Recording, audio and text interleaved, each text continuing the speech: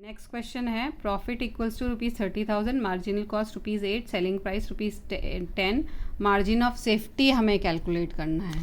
तो यहाँ पे हम जो है अगेन मार्जिनल कॉस्ट जो होती है वो वेरिएबल कॉस्ट के बराबर होती है। तो PV ratio equals to S minus V upon S into 100। तो एस सेल्स हमें 10 दे रखा, वेरिएबल कॉस्ट 8 दे रखा, अपॉन सेल्स 10 इंटू 100। तो ये सॉल्व करके 20% हमारा पीवी रेशियो आ गया।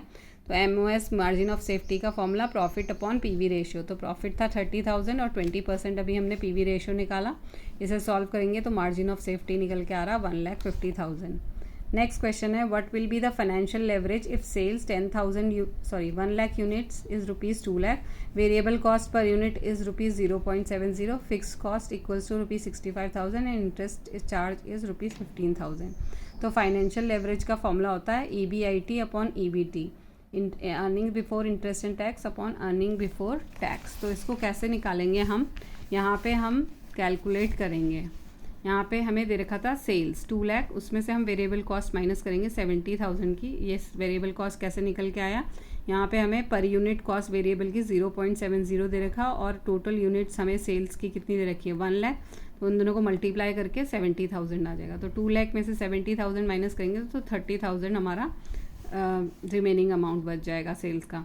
इसमें से फिर फिक्स कॉस्ट माइनस करेंगे। फिक्स कॉस्ट हमें क्वेश्चन में दे रखी है 65,000, उसको माइनस करेंगे। तो अब ये माइनस के 65,000 हमारे पास है earning before interest and tax. Sorry 2 lakh में से 70,000 माइनस करेंगे तो 1,30,000। 1,30,000 में से 65,000 माइनस करेंगे तो 65,000 माइनस के नहीं है प्लस के ही है 65,000 earning before interest and tax. इसमें से हम इंटरेस्ट लेस करेंगे जो भी हमें क्वेश्चन में दे रखा 15,000, तो ये आ जाएगा हमारा 50,000 का अर्निंग बिफोर टैक्स। अब हम फाइनेंशियल लेवरेज निकाल लेंगे। यहाँ पे EBIT लिखेंगे, earning before interest and tax 65,000 आया और अर्निंग बिफोर टैक्स हमारा 50,000 आया।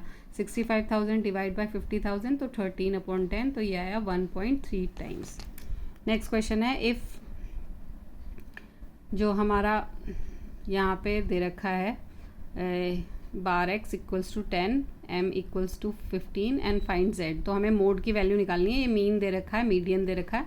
तो मोड की क्या फॉर्मूला होता है 3 मीडियन माइनस 2 मीन। तो 3 इंटू 15 2 मल्टीप्लाई बाय 10 तो 45 माइनस 20, तो आंसर इज 25।